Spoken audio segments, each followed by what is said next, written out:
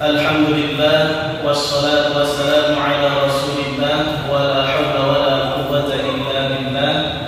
Allahumma shalli wa sallim wa karrim wa 'azzim wa zid wa barik wa tarham wa tahannan ala 'abdika wa habibika wa rasulika nabiyyina al-karim Muhammad bin Abdillah wa ala alihi wa azwajihi wa dhurriyyatihi wa ashabihi wa man tabi'ahum bi ihsanin ila yaumiddin. Amma ba'du, yang sama-sama kita hormati segenap pengurus DKM Dewan Kemakmuran Musalla Alfiyah Al-Istiqamah beserta segenap jajarannya, mudah-mudahan senantiasa panjang umur, sehat afiat, amin. Kemudian yang sama-sama kita hormati para hadirin, bapak-bapak yang alhamdulillah menyempatkan diri untuk hadir. Mudah-mudahan kita semua yang hadir, yang kecil tak disebut nama, yang besar tak dihimbau gelar, insya Allah kita semuanya ini mudah-mudahan senantiasa berada dalam hangatnya dekapan kasih sayang Allah Subhanahu wa ta'ala. Amin ya rabbal alamin. Baik, alhamdulillah tidak pernah bosan-bosannya kita menyanjungkan puji, menyematkan puja kehadirat Allah Jalla Jalaluh atas limpahan rahmat, curahan nikmat, anugerah berkat, sehingga dengan terpadunya nikmat Allah yang memang banyak nikmat, ada namanya nikmat iman, ada pula yang disebut dengan nikmat imun, dan ada pula yang disebut dengan nikmat aman. Jadi nikmat iman, imun, aman. Ya, saudara-saudara kita di Palestina ini nikmat yang ketiga nggak punya. Iman mereka punya, imun mereka sehat, tapi nggak aman.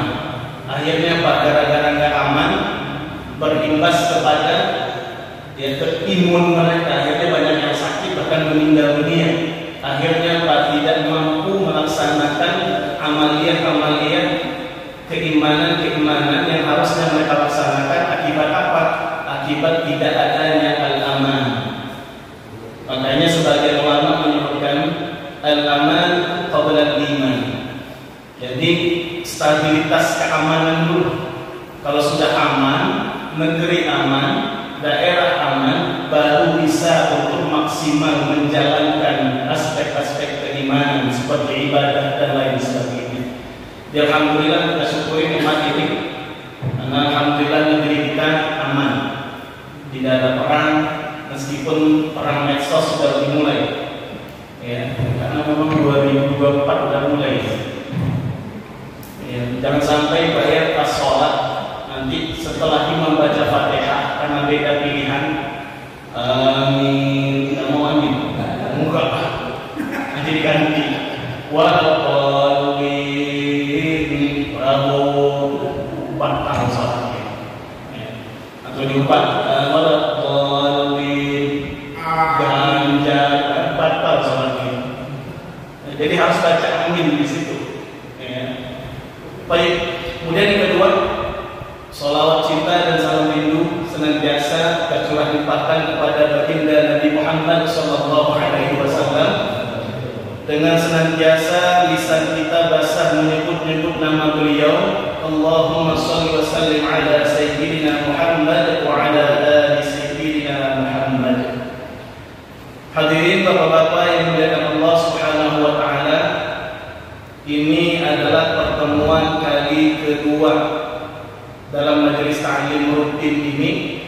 Kemarin kita baru sampai ke aspek-aspek yang fadail, keutamaan menuntut ilmu. Saya masih ingat terakhir kemarin itu nasihat dari Al-Imam Abu Abdillah Muhammad bin Idris Asy-Syafi'i Al-Muttalibi Al-Qurashi, atau hari ini kita kenal beliau dengan nama Al-Imam Asy-Syafi'i, imam mazhab kita. Beliau lahir 150 Hijriah, wafatnya 204 Hijriah.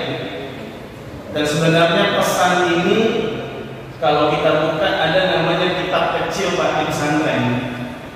Nama kitabnya Ta'limul Muta'allim, dikarang oleh Syekh Burhanul Islam Az-Zarnuji. Orang menyebutnya Syekh Zarnuji atau Imam Zarnuji, bukan Syekh Puji, beda lagi. Zarnuji. Ya, kalau Syekh Puji mah yang ngawini bocah, banyakkan bininya. Ya. Nah, jadi Al-Imam atau Syekh Az-Zarnuji dalam kitab Ta'limul Muta'allim juga mencantumkan nasihat yang sama. Tapi bedanya di kitab itu disebutkan waqila li Ali bin Abi Thalib. Jadi itu disebutkan, disematkan, dinisbatkan nasihat itu kepada Sayyidina Ali. Ya, jadi yang benar yang mana? Insyaallah benar dua-duanya. Ya, intinya tidak terlalu urgent, penting itu nasihat dari siapa, tapi yang pasti itu nasihat benar adanya. Akhi lan tanalal ilma illa bisittatin. Saudaraku, lan tanalal ilma, kamu tidak akan pernah memperoleh ilmu, mendapatkan ilmu ya illa bisittatin, kecuali dengan 6 syarat yang mana. Ya, saunbika, saya akan kasih kamu bocorannya. Saya kasih tahu kamu apa yang 6 itu. Saunbika an tafsiliha, tentang perincian yang 6 itu dibayani dengan penjelasan-penjelasan. Ya, kemarin itu zakaun atau zakain, boleh mau dibaca zakaun, boleh zakain, boleh. Artinya apa? Zakat itu kecerdasan. Kecerdasan nanti terbagi 2. Kemarin itu ada yang fitriyah, sifatnya memang bawaan. Orang dari lahir Pak ada memang dia cerdas sedari lahirnya. Nah, kalau nggak masuk kategori ini, kalau lahir agak rada-rada ya tumpul-tumpul dikit otaknya, berarti dia harus mencari zakat kecerdasan itu dari cara yang kedua, namanya iktisabiyah, usaha. Ya, jadi kalau zakatnya kepintarannya bawaan lahir itu anugerah.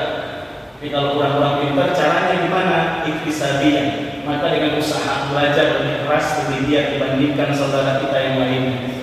Kemudian yang kedua, pada zakatun wa hirsun, ada rasa nggak puas dengan ilmu, tamaknya luar biasa. Ini tamak yang positif, rakus yang positif terhadap ilmu. Di mana aja majelis taklim, selama itu Ahlus Sunnah wal Jamaah datang.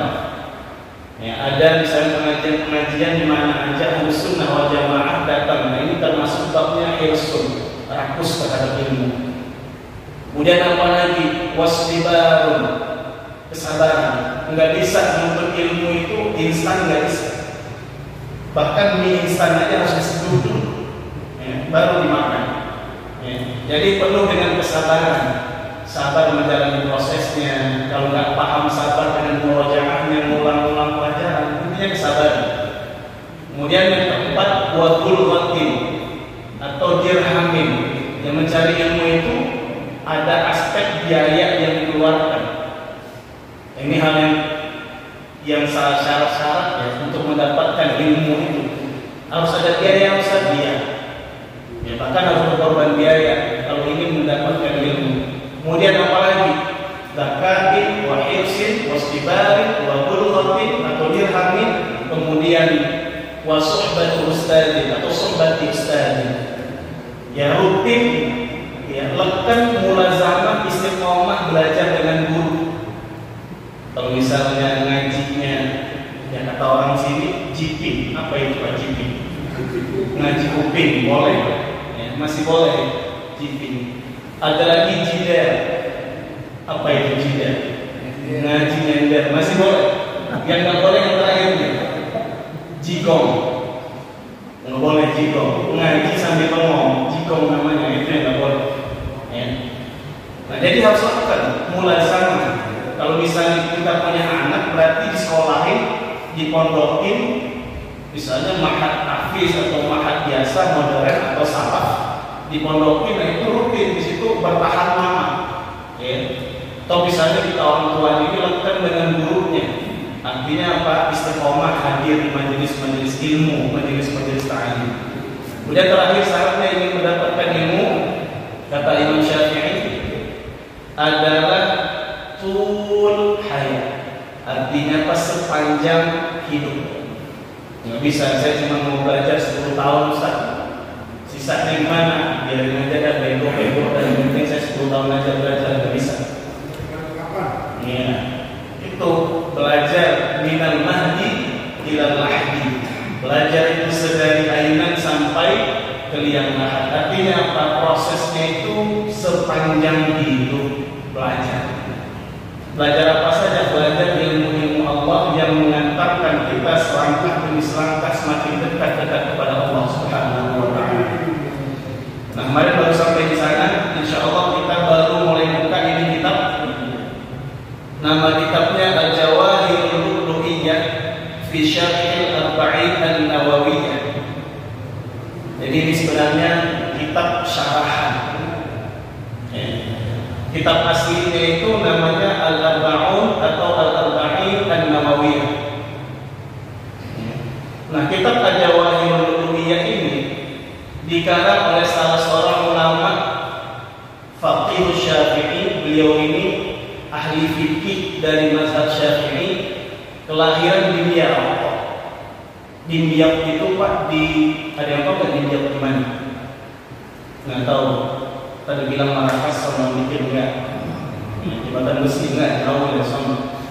Di Riau itu nama salah satu daerah di Mesir. Jadi beliau orang Mesir yang punya yang ngarang kitab Al-Jawahirul Lu'lu'iyah ini.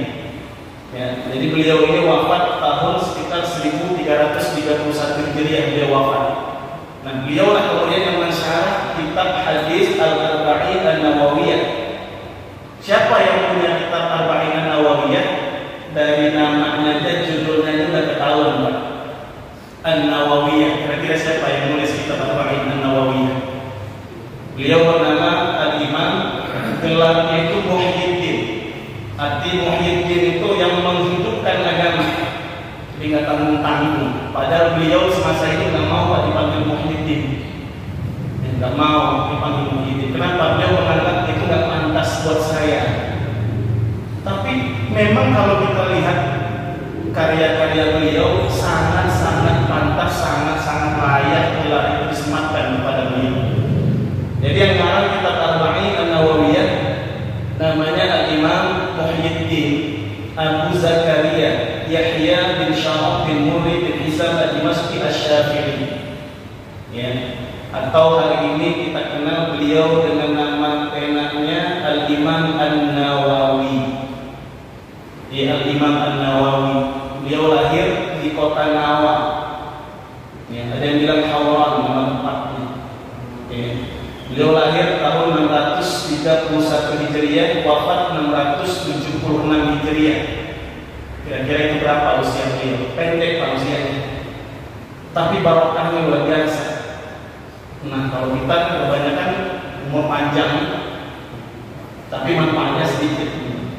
Nah, kalau beliau coba 631 lahir, 676 wafat. Berarti lebih kurang berapa?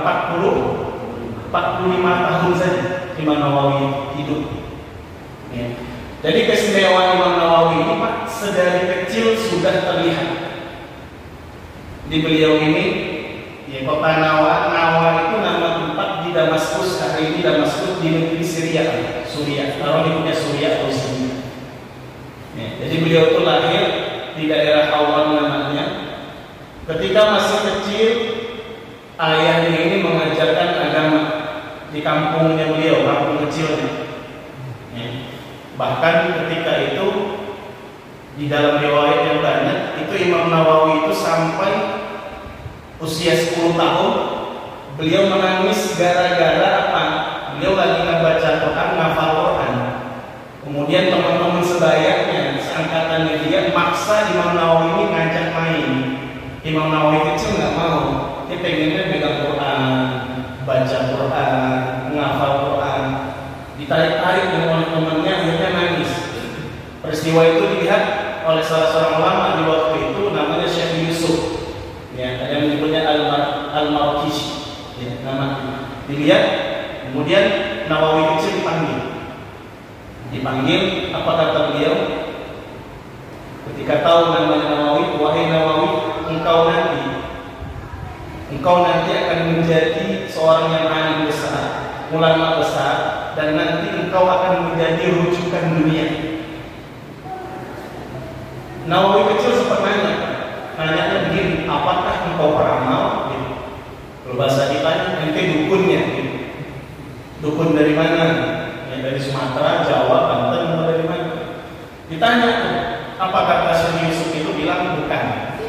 Ya, tapi Allah memberikan ilham Rabbani namanya. Ya, bahwasanya engkau nanti akan menjadi ulama besar. Dan ternyata benar. Ya. Tidak lama berselang ayahnya itu membawa Nawawi kecil ini pindah ke pusat kota Damaskus. Jadi kayak kita ini Pak, misalnya kalau misal kita kan tinggal di pinggiran dan belajar di kampung, kemudian pindah ke pusat kota, gitu lebih kurang ya. Mondok di sana, nama madrasahnya saya terlupa, Rawahiyah kalau saya nggak salah nama madrasahnya. Belajar di sana. Ya, umur 19 tahun, istilahnya mondok lah. Jadi Imam Nawawi mondok di sana, belajar dengan guru-gurunya beliau. Nah, Imam Nawawi ini Pak kalau belajarnya ini Masya Allah. Jadi disebutkan salah satunya disebutkan oleh murid Imam Nawawi langsung. Nama muridnya itu Al-Imam Alauddin Abdul Hasan Al-Aqqa. Ini nama muridnya. Ceritakan anna Syekh Muhyiddin, bahwasannya guruku Muhyiddin itu Imam Nawawi itu, kata muridnya, yaqra'u kulla yaumin, membaca belajar setiap hari 12 darsan, 12 pelajaran setiap hari. Ya, maka disebutkan syarhan wa tashihan. Intinya apa? Syarah-syarahnya dengan gurunya, kemudian ditashih oleh gurunya, ini benar, ini kurang benar, ini benar gimana. Jadi belajarnya sehari semalam 12 pelajaran.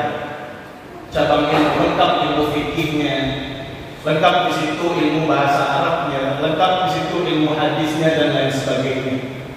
Nah, makanya Imam Nawawi ini ketika usia beliau 25 tahun, usia sangat muda, 25 tahun, dalam riwayat yang lain umur 30 tahun, Imam Nawawi ini sudah mulai menulis kitab.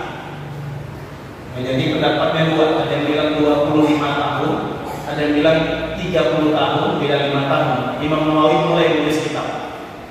Ya, saking produktifnya Imam Nawawi. Imam Nawawi menulis kitab banyak. Ada kitab syarah Sahih Bukhari, ada kitab syarah Sahih Muslim, Al-Minhaj, syarah Sahih Muslim Ibnu Hajjaj. Itu beliau yang ngarang. Kemudian kitab yang lain banyak. Misalnya Minhaj Talibin wa Umdatul Mufti. Kemudian Al-Majmu' syarah Al-Baqi beliau juga. Pokoknya banyak karangan Imam Nawawi, sangat-sangat banyak. Makanya para ulama menyebutkan kalaulah seluruh jumlah kitab karangan Imam Nawawi ini dibagi dengan usianya Imam Nawawi yang hidup cuma 45 tahun, lebih kurang Imam Nawawi itu bisa mengarang kitab dalam seharinya 2 kitab. Sehari ada 2 kitab kata ulama kalau dibagi. Ya. Tapi ulama yang lain bilang lebih, karena Imam Nawawi cuma mulai ngarang kitab umur 25 sampai 45, berarti cuma 20 tahun. Jadi kalau semua kitabnya dibagi dengan usia 20 tahun, lebih dari sehari itu 2 kitab yang beliau tulis. Saking produktifnya usia beliau. Jadi Imam Nawawi ini adalah seorang imam, mazhabnya fikihnya Syafi'i, luar biasa, pintarnya luar biasa, hafal Quran sebelum balik. Nah, kalau kita udah balik, udah uzur juga nggak apa hafal Quran itu. Udah uzur, udah mulai lupa gitu. Ya, nyebut bismillah aja udah nggak lurus, bismillah. Kenapa? Gigi udah mulai rontok, makhraj hurufnya udah nggak tepat, nggak ada apa-apa dari Quran. Imam Nawawi sebelum akil balik dalam riwayat disebutkan sudah hafal Al-Quran 30 juz. Kalau kita juz 30, syukur kalau hafal. Bedanya dikit doang, balik doang, juz 30 juz.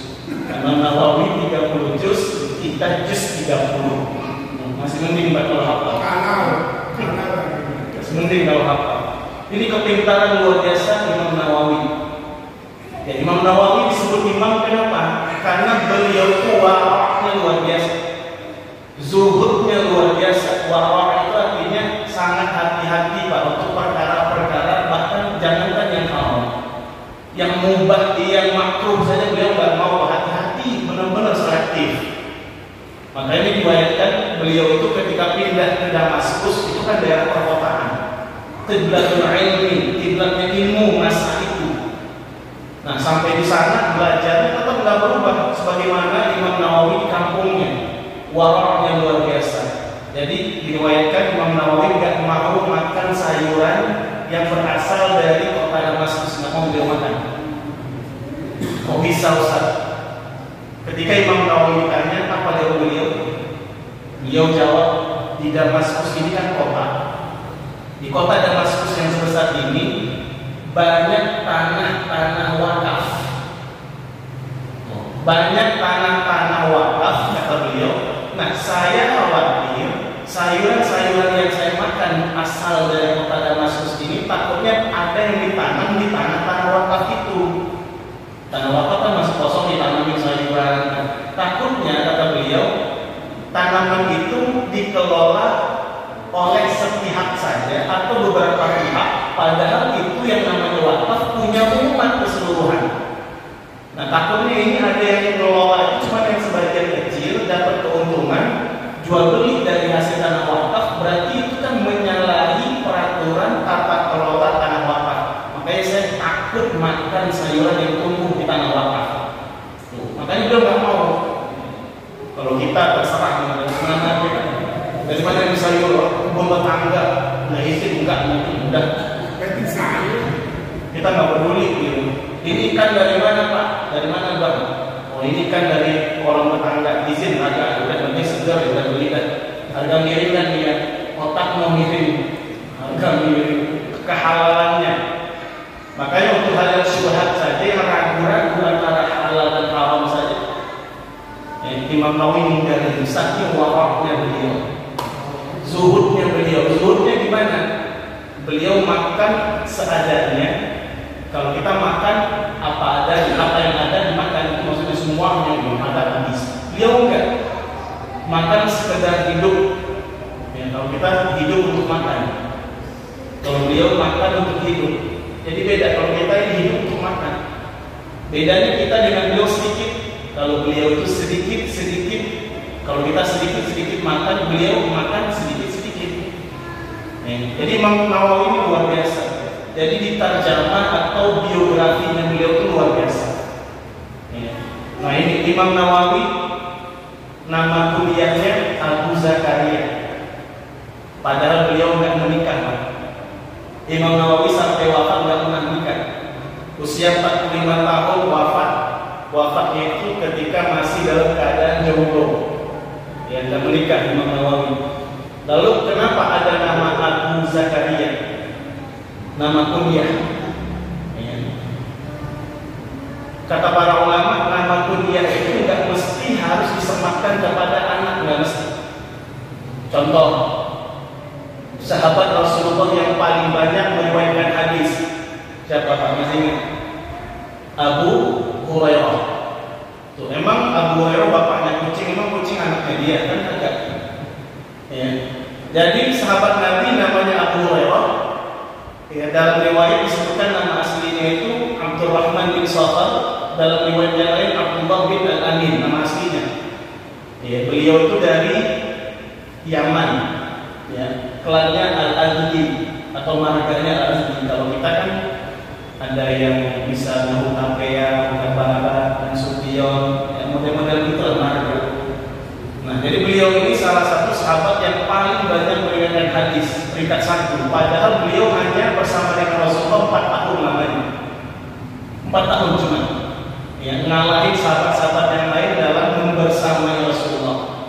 Ya, tercatat ada sekitar 5.374 hadis yang diriwayatkan oleh sahabat Abu Hurairah.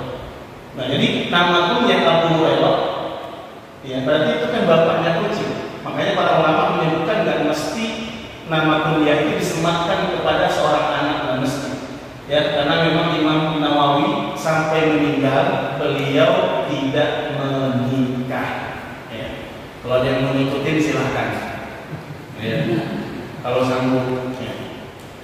Baik, barangkali itu sedikit ya perkenalan tentang yang mensyarah kitab ini, kemudian kitab yang disyarah. Ya. Nah, kemudian kenapa kitab Al-Arba'in An-Nawawiyah ini ditulis oleh Al-Imam An-Nawawi ini kok 40 hadis plus 2? Ya, jadi ada motivasi memang dari hadis Rasulullah, man hafidha ala ummati 40 haditsan min amri diniha ba'athahu Allah ta'ala yaumil qiyamati fi zumratil fuqaha wal ulama. Jadi kalau ada Pak di antara umat Rasulullah yang hafal 40 hadis, ini kan Al-Arba'in 40 plus 2. Nanti kita bahas kenapa kok jadinya 42, enggak 42, kenapa? Padahal Al-Arba'in 40. Ya. Nah, hadis ini memang tidak sepakat ulama ahli hadis tentang derajat hadisnya. Ada yang mengatakan hadisnya tidak sahih, ada pula yang menyebutkan hadisnya dhaif, lemah. Ya. Tapi ini menjadi salah satu motivasi dalam mempelajari, menghafal hadis-hadis Arba'in ini. Ya. Jadi kalau orang yang hafal hadis 40 hadis ini, kata Rasulullah di sini, ya nanti pada hari kiamat dia akan dibangkitkan termasuk ke dalam golongan orang fuqaha, ahli fikih, ahli ilmu, wal ulama, orang-orang yang alim. Ya. Nah, kemudian ada lagi wa kuntu lahu yaumal qiyamati syafi'an wa syahidan. Nanti orang yang hafal hadis 40 hadis itu, aku kelak pada hari kiamat akan memberikan syafaat dan menjadi saksi bahwasanya orang ini layak masuk surga. Sekali lagi saya sampaikan, hadis ini ulama beda pendapat ya mengenai keabsahannya. Tadi ada yang mengatakan tidak sahih, ada yang mengatakan dhaif. Ya. Nah, meskipun boleh nggak beramal dengan hadis dhaif? Ini kesana ini. Beramal dengan hadis dhaif, ini ulama beda pendapat. Ya, ada yang mengatakan tidak boleh beramal dengan hadis dhaif mutlak, secara mutlak nggak boleh. Apa? Termasuk diantaranya Imam Al-Bukhari bilang nggak boleh, Imam Muslim, rata-rata ahli hadis itu nggak mengizinkan beramal dengan hadis dhaif, mau dalam bab apapun. Ya. Tapi sebagai ulama yang lain itu masih membolehkan. Siapa yang membolehkan?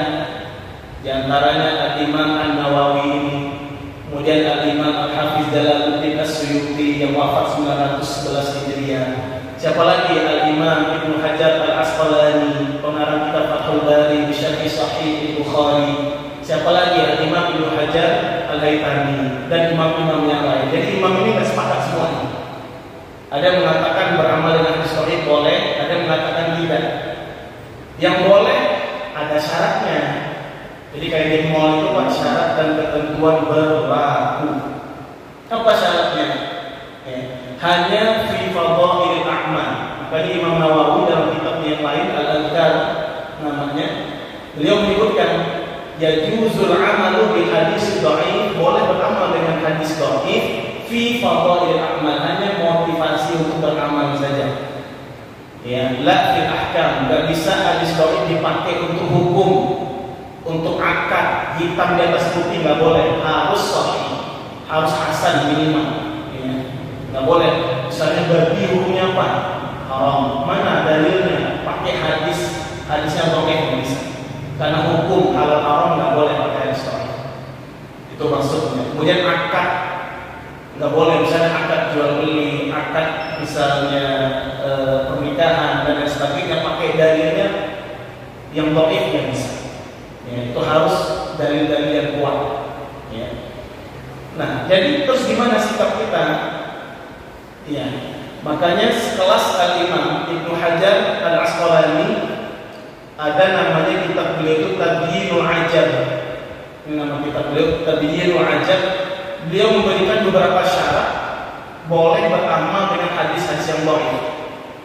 Pertama kata beliau, alla yakuna al-hadits dhaif marfu'an, maudhu'an, dan maudhu'an. Syarat yang pertama, hadis-hadis dhaif itu enggak boleh sampai derajatnya palsu. Kalau palsu dan batal, nggak bisa dipakai, nggak boleh diamalkan. Yang kedua, ayya'rifal 'amilu kaunal hadithi dha'ifan. Orang yang ngamalin hadis dhaif itu tahu hadis itu dhaif. Nah, ini kita banyak masalah di sini. Hadisnya kita nggak tahu dhaif apa sahih apa, kita amalin aja. Nah, ini masalahnya. Harus tahu hadis itu dhaif. Yang ketiga, alla yushhiral 'amala bihi. Jangan hadis dhaif itu yang jadi primadona. Sebar-sebar, ayo amalkan ini, amalkan ini, amalkan ini, amalkan ini. Padahal dhaif. Masih mending kalau dia suruh dijelasin hadis ini dhaif, tapi masih boleh diamalkan, masih cakep itu. Usah. Kadang kan, ayo amalin ini, amalin ini. Tapi udah disampaikan hadis itu dhaif. Nah, ini namanya pengkhianatan ilmiah namanya. Nggak boleh begitu. Ya, korupsi namanya itu. Jadi ada juga dai korupsi banyak. Ustaz korupsi banyak. Giliran ada dalil-dalil yang menghantam dirinya dan disampaikan. Oh, ini kayaknya keluar ini dalil. Dan disampaikan, Pak. Banyak model begitu, ya. Nah, itu diantaranya. Nah, jadi 3 syarat itu. Kita boleh nambahin 1. Apa itu? Selama hadis-hadis yang dhaif itu tidak mengingkari, tidak tanaqud, tidak kontradiktif dengan hadis-hadis yang kuat. Misalnya hadis sahih mengatakan enggak boleh, ada hadis dhaif bilang boleh, berarti campakin yang dhaif. Kenapa? Dia melawan dalil yang lebih kuat dari dalil yang berada statusnya di atasnya. Enggak boleh tanaqud, enggak boleh berlawanan, enggak boleh kontradiktif. Nah, jadi sebelum ini makanya masuk ke kitab ini diperjelas dulu. Jadi nanti itu hadisnya dhaif apa sahih, ya, boleh nggak beramal dengan hadis dhaif? Jawabannya itu sebagian ulama membolehkan, tapi dengan beberapa syarat yang tadi. Ini udah isya apa gimana? Belum, ya cukup sekali isya. Sama sekali. Baik, kita masuk insya Allah kepada hadis yang pertama. Bismillahirrahmanirrahim. Qala Syekhul Mu'allif rahimahullah wa nafa'ana bi 'ulumihi fid dharain amin. Al-hadits al-awwal, hadis yang pertama. An Amiril Mu'minin Abi Hafs Umar bin Khattab radhiyallahu ta'ala anhu qala sami'tu Rasulullah sallallahu alaihi wasallam yaqul innamal a'malu binniyat wa innama likulli imri'in ma nawa faman kanat hijratuhu ila Allah wa rasulihi fahijratuhu ila Allah wa rasulihi wa man kanat hijratuhu lidunya yusibuha aw imra'atin yankihuha fahijratuhu ila ma hajara ilaihi. Jadi dari Amir Mukminin Abi Hafs Sayyidina Umar bin Khattab radhiyallahu anhu qala, beliau berkata, sami'tu Rasulullah, aku kata Sayyidina Umar mendengar Rasulullah sallallahu alaihi wasallam yaqul, berkata, bersabda, innamal a'malu binniyat.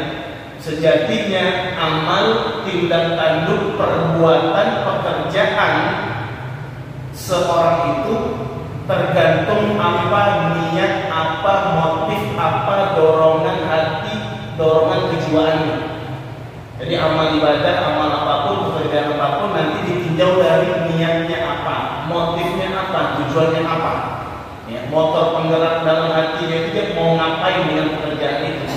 Ya, jadi amal itu tergantung dengan niat, kaitannya, relasinya sangat-sangat erat. Wa innama likulli imri'in ma nawa.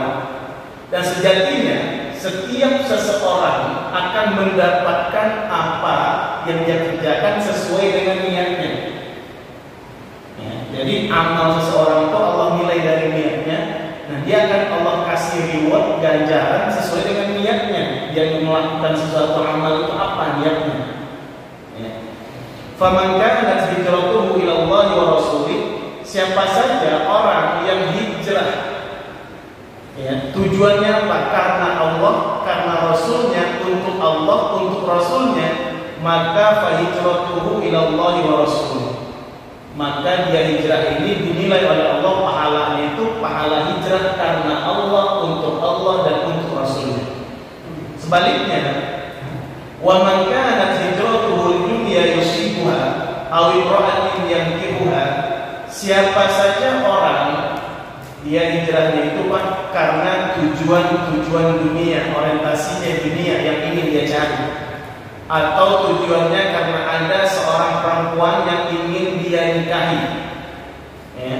Fa hijratuhu ila ma hajara ilaihi, maka hijrahnya itu nanti dinilai oleh Allah dapatnya sesuai dengan yang dia niatin.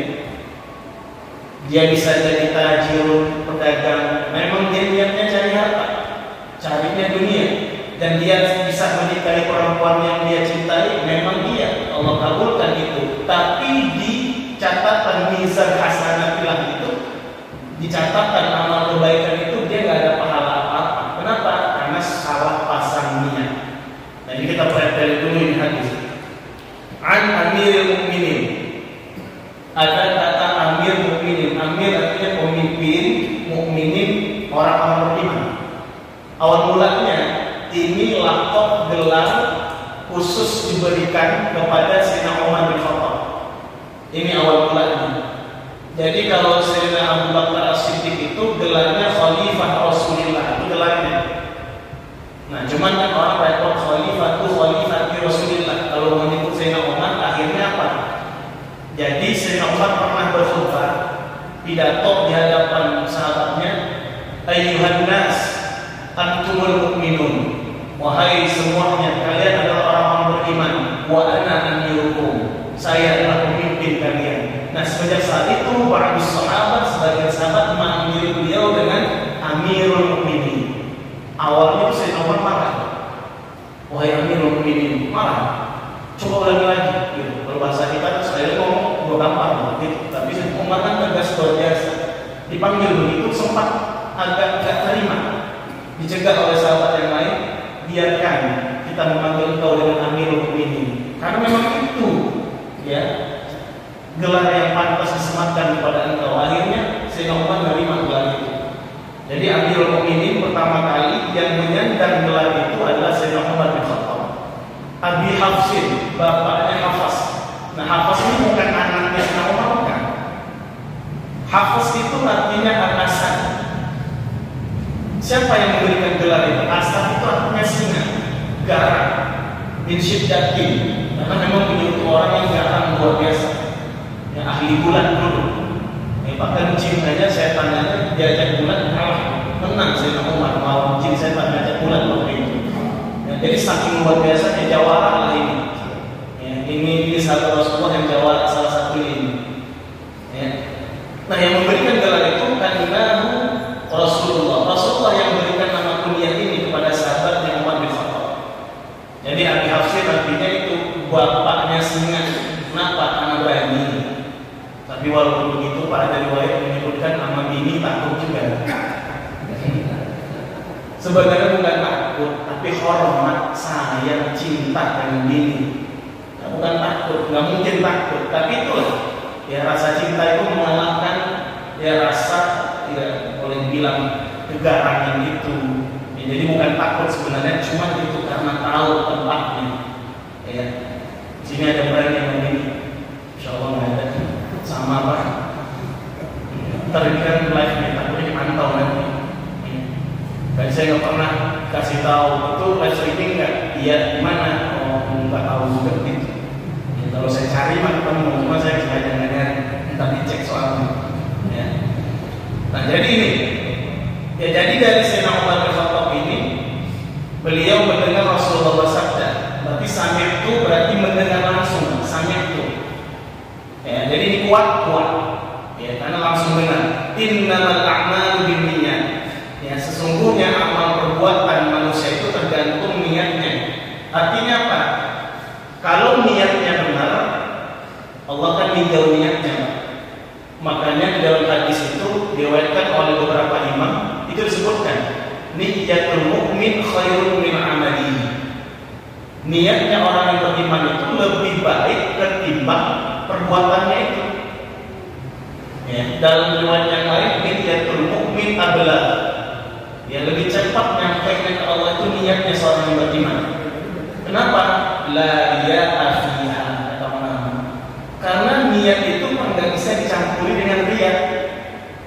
Coba niat itu murni, makanya niatnya itu lebih baik ketimbang amalannya. Kalau kita amalan bisa pamer, misalnya baca Quran bagus-bagusin. Nah kalau memang niatnya itu benar-benar, ya makanya niat itulah yang lebih mahal.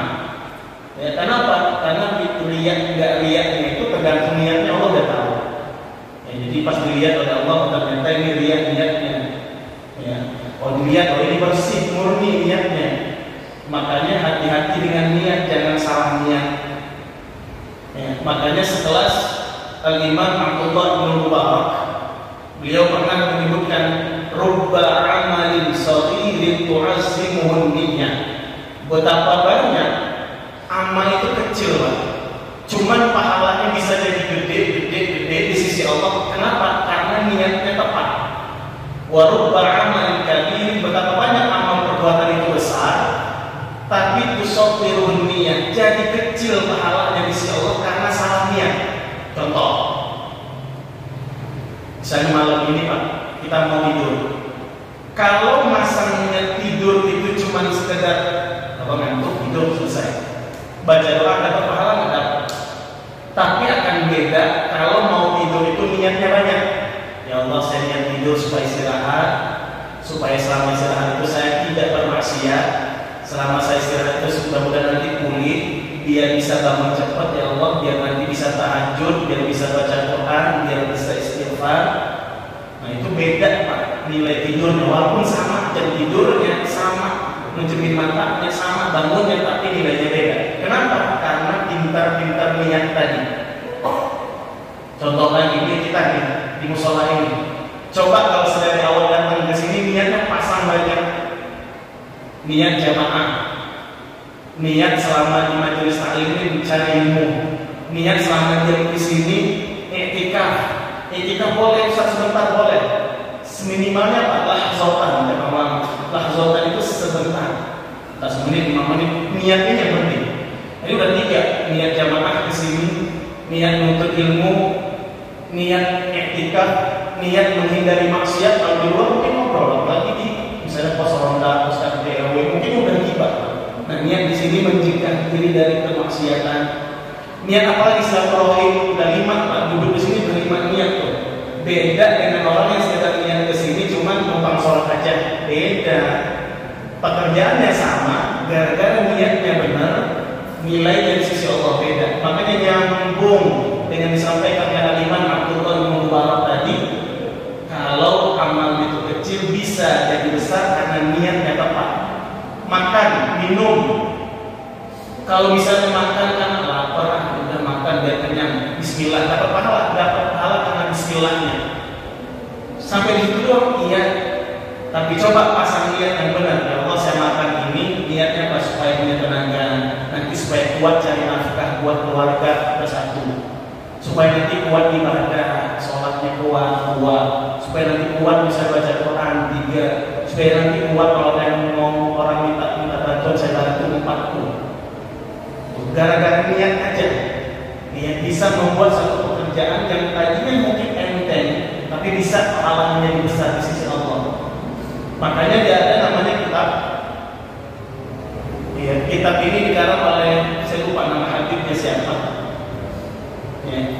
Nah, Risalatul Mu'awanah, kalau saya nggak salah kitabnya, Risalatul Mu'awanah. Nah, di sana disebutkan beliau membagi perkara niat seorang mukmin ini jadi 3. Yang pertama kata beliau, kalau ada orang yang berniat mengerjakan kebaikan, kemudian beliau kerjakan kebaikan itu, dia kerjakan, laksanakan itu niat baiknya, maka pahalanya apa? Asyara hasanah, 10 kali lipat. Ila 700 dhifin. Di kitab disebutkan begitu. Sampai pahalanya ini 10 kali lipat sampai 700 kali lipat. Ila af'afin katsirah. Kita begitu sampai nanti berlipat-lipat ganda. Allah yang tahu berapa. Tapi kan rata-rata disebutkan 10 kali lipat, 700 kali lipat sampai af'afin katsirah, berlipat-lipat ganda, enggak terbatas. Tuh. Nah, itu kalau orang yang niat baik kemudian dia kerjakan. Posisi yang kedua kata beliau adalah orang yang berniat baik tapi dia nggak jadi ngerjakan. padahal dia mampu. Ya, misalnya mau sholat tahajud, nanti malam tahajud, tiba-tiba bangun, pas waktu tahajud, tiba-tiba udah nggak jadi, tidur lagi aja, tidur lagi. Berarti kan dia kan mampu tapi nggak ngambil peluang itu.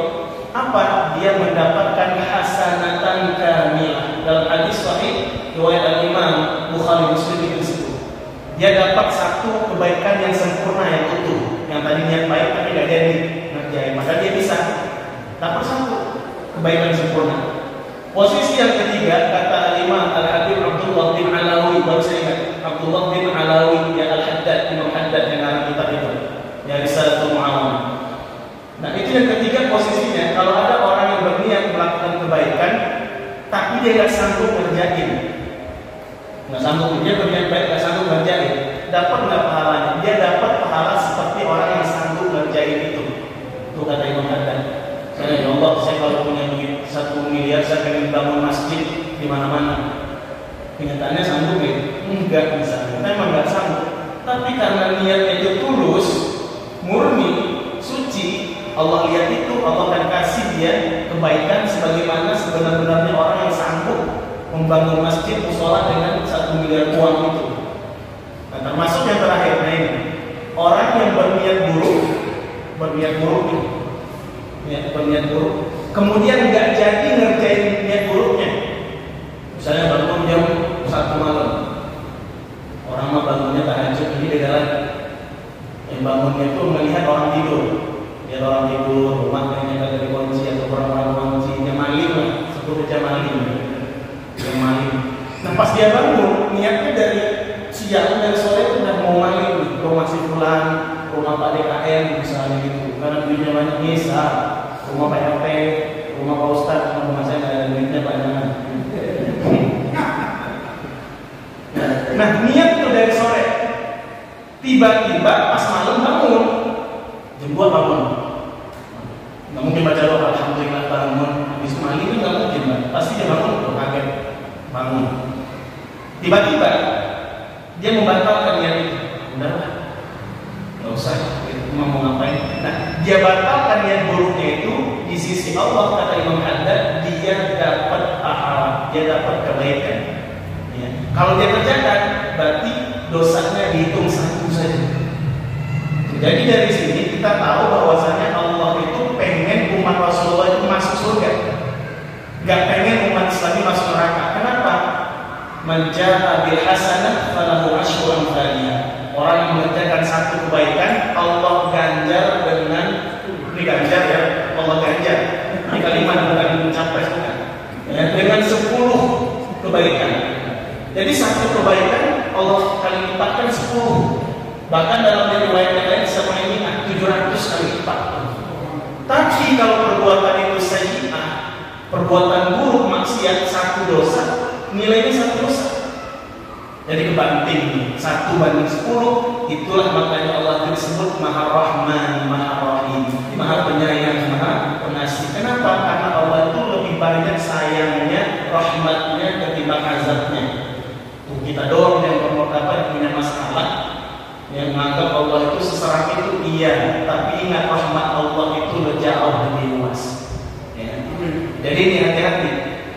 Ya. Jadi masalah niat ini sangat-sangat penting. Wa inna ma likulli imrin ma nawa. Kenapa masalah niat ini kok jadi konsentrasi yang sangat penting dalam ibadah, terutama karena setiap niat itu, seseorang itu likulli insanin ma nawa, sesuai dengan apa yang dia niatkan. Kalau niat ta'lim ini misalnya niat kabur dari rumah supaya nggak diomelin istri, nggak ditagih-tagih duit belanja bulanan sama bini, kabur kemari, ya itu yang didapat. Allah selamatin memang, ya. Tapi pahalanya dapat. Ya, kalau salah pasang niat ini nggak dapat, rugi. Ya. Nah ini harus hati-hati. Faman kanat hijratuhu ila Allah wa rasulih. Nah ini masalah hijrah kok disebut karena ternyata Pak dulu itu ketika peristiwa hijrah itu bisa Rasulullah 2 kali. Hijrah dari Mekah waktu itu ke Habasyah, pertama ke Ethiopia, hijrah ke sana dulu. Kenapa? Karena Rasulullah kaum muslimin itu disiksa luar biasa. Akhirnya Rasulullah perintahkan umat muslimin ini untuk hijrah ke Habasyah, Ethiopia. sekitar tahun ke-5 atau ke-6 ya, dari nubuwah, dari kenabian, dari kerasulan. Habis itu tahun yang sama dapat info orang-orang yang pergi ke Ethiopia tadi bahwasanya orang-orang Makkah itu banyak yang Islam. Balik lagi ke Makkah, ternyata sampai di sana Pak di prank. Jadi budaya prank sudah ada dari dulu. Di prank ternyata enggak. Ya orang Makkah tetap begitu, tetap kafir, nyiksa lagi tuh. Nyiksa lagi ya setelah beberapa tahun, kalau saya nggak salah tahun 7 atau 8 ya, hijrah lagi dan kedua kali ke Habasyah. Nah setelah dari Habasyah ini Rasulullah hijrah ke Madinah. Jadi dari Habasyah tadi orang yang sudah ke Habasyah hijrahnya selanjutnya ke Madinah, bergabung dengan Rasulullah di Madinah. Nah ini hijrah zaman dulu. Nah kenapa keluar hadis ini? Di antara sebabnya itu memang, nah ini sebab hijrah itu ada Pak, di antara sahabat itu yang pengen ngawinin orang ceritanya. Perempuan ini kan gak mau dikawinin. Ya, disebutkan nama itu Ummu Qais. Coba dinikahin, deketin, PDKT, pengen dikawinin, gak mau ini wanita. Ya, sampai hijrah, dia ikutan hijrah. Nah ini laki-laki ini, sahabat ini ikut hijrah. Kenapa? Berharap nanti bisa nikah gitu dengan perempuan ini. Nah, Allah kasih ilham Rabbani ya sehingga Rasulullah tahu. Makanya kemudian Rasulullah menyampaikan sabda ini. Orang yang hijrah nih, yang hijrah dari Mekah ke Madinah, hijrah dari Mekah ke Habasyah, dari Habasyah ke Madinah, terutama Mekah Madinah ya. Kalau niatnya karena Allah, dapat pahalanya karena Allah.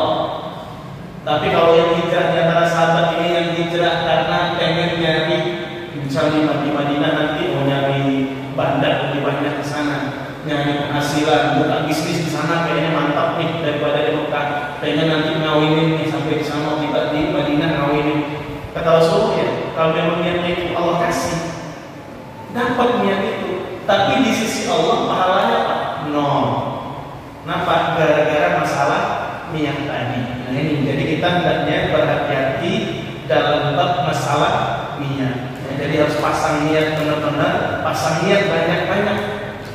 Mau apa aja, pasang niat banyak-banyak. Mau tidur tadi pasang niat yang banyak. Ya, kemudian pas mau makan, mau minum pasang niat yang banyak. Di musola, di masjid pasang niat yang banyak. Nah itu nanti datang ya pahala-pahala yang banyak dari Allah karena niatnya itu banyak. Terakhir, karena Imam Hasan Isya sudah berkumandang, hadis ini derajatnya sahih. Hadis ini kuat. Ya. Kenapa? Karena hadis ini Pak diriwayatkan. Di samping tadi memang Sayyidina Umar memberikan testimoni sami itu saya dengar. Ya, Sayyidina Umar ngomong, saya dengar Sayyidina Umar. Dan hadis ini pun diriwayatkan oleh al-imamani, dua imam besar dalam hadis. Kalau sudah disebut dua imam besar, pasti baliknya pertama nama imamnya al-Imam Abu Abdillah Muhammad bin Ismail bin Ibrahim bin Al-Mughirah bin Batista Al-Bukhari yang lahir di Bukhara, sekarang Uzbekistan. Yang kedua pasti disebut Al-Imam Abu Husain Muslim bin Al-Hajjaj bin Muslim Al-Qushairi Al-Naisaburi, Imam Muslim, lahir di Naisabur, hari ini wilayah lebih kurang di Iran. Yang disebut oleh jumhur ulama sepakat, mayoritas ulama sepakat bahwasannya hadis dari Bukhari, Imam Bukhari dan Imam Muslim merupakan as-sahihul kitab, dua-duanya kitab yang paling sahih, yang paling benar yang pernah dikarang. Ya, setelah Al-Qur'an, maksudnya setelah Al-Qur'an yang dibukukan. Tapi kalau Imam Syafi'i beda sedikit Pak. Kata beliau, kitab yang paling sahih itu yang dikarang setelah Al-Qur'an itu maksudnya yang dibukukan ya. Al-Qur'an karangan Allah, bukan karangan makhluk. Allah yang menulis. Nah, jadi buku yang paling sahih setelah Al-Quran yang memang dicetak itu, kata Imam Syafi'i adalah kitab gurunya Al-Muwatta. Itu kalau versi Imam Syafi'i. Loh, kok beda dengan jumhur ulama yang lain? Karena Imam Syafi'i itu Pak wafatnya kan 204 Hijriah. 204 Hijriah wafat. Jadi yang beliau tahu ketika itu memang kitab gurunya saja Imam Malik, namanya Muwatta. Makanya beliau menilai sampai beliau wafat kitab terbaik setelah Quran yang setelah ini kitab Muwatta itu yang kumpulan-kumpulan hadis. Makanya disebut oleh Imam Syafi'i ini kitab kitab yang paling sahih setelah Al-Quran. Nah, setelah Imam Syafi'i wafat, ketika itu usia Imam Bukhari baru 10 tahun. Imam Bukhari lahir 194 Hijriah, kalau saya nggak salah. Imam Syafi'i wafatnya 204, 10 tahun.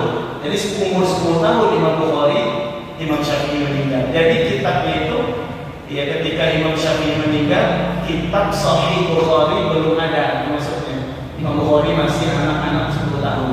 Makanya disebutkan oleh para ulama, kalau Imam Syafi'i itu hidup setelah generasi Imam Bukhari, pasti ikut sepakat kitab yang paling sahih setelah Quran adalah Sahih Bukhari, disusul Sahih Muslim. Tuh, jadi kedua kitab ini, makanya kalau sudah ada hadis Pak, ditulis oleh Imam Bukhari, ditulis oleh Imam Muslim dalam kitab hadisnya, insya Allah itu sahih, insya Allah itu kuat, bisa diterima, bisa jadi hujjah. Terakhir sebelum saya tutup, jadi para ulama menyebutkan, ya, memberikan semacam apa ya, kayak tangga-tangga derajat hadis sahih. Ya, itu disebutkan ada 7 diantaranya. Pertama, hadis sahih yang ditulis ada dalam kitab Imam Bukhari, ada dalam kitab Imam Muslim. Ini yang paling tinggi. Nah, hadis ini termasuk yang paling tinggi. Diriwayatkan oleh Imam Bukhari, diriwayatkan oleh Imam Muslim, ada di kedua kitab ini. Nah, yang kedua, hadis sahih yang paling tinggi istilahnya ada di dalam kitab Imam Bukhari, enggak ada dalam kitab Imam Muslim. Yang ketiga, ada dalam kitab Imam Muslim, enggak ada dalam kitab Imam Bukhari. Yang keempat, hadis sahih yang tertinggi adalah tidak ada di dalam kitab Imam Bukhari, tidak ada dalam kitab Imam Muslim, tapi sesuai dengan syarat-syarat hadis sahih menurut Imam Bukhari, menurut Imam Muslim ini. Yang kelima adalah hadis sahih yang tidak ada di Bukhari Muslim, tapi syaratnya sesuai dengan Imam Bukhari. Yang keenam, tidak ada di kitab Bukhari Muslim, tapi syarat hadis sahihnya ada sesuai dengan syarat-syarat yang ditetapkan oleh Imam Muslim. Yang terakhir adalah semua hadis-hadis sahih yang tidak ada di dalam kitab Bukhari Muslim, tidak ada sesuai dengan syarat-syarat Bukhari Muslim, tapi dia tidak ta'arud atau tanaqud, ya, tidak mu'aridun lahu, tidak menyalahi syarat-syarat, tidak menyalahi ya standar-standar hadis sahih yang disampaikan oleh Imam Bukhari dan Imam Muslim. Nah, ini ada 7 ini, ya. Nah, jadi hadis ini karena memang diriwayatkan oleh dua imam itu, berarti ini hadisnya sahih dan kuat dan bisa dijadikan hujjah. Barangkali ini yang bisa kami sampaikan ya dalam momen yang sedikit ini. Mudah-mudahan apa yang disampaikan ini bermanfaat, berfaedah. Inti dari hadis ini adalah ayo mari kita intip lagi niat kita. Jangan sampai salah niat. Pasang niat yang banyak untuk meskipun satu amal soleh, pasang yang banyak. Yang paling mudah tadi contohnya kita duduk di musola ini, pasang niat ingin sholat jamaah, pasang niat ingin etika, walau hifdzan, meskipun hanya sebentar. Pasang niat untuk selama ini untuk ilmu, pasang niat supaya terhindar dari maksiat, dari ghibah karena di majelis ilmu, pasang niat untuk silaturahim, tuh dapat semuanya dari mana. Pekerjaannya sama, satu doang tapi dapat 5-5. Barangkali itu saja. Wallahu a'lam bishawab. Marilah kita tutup dengan doa kafaratul majlis. Subhanallahumma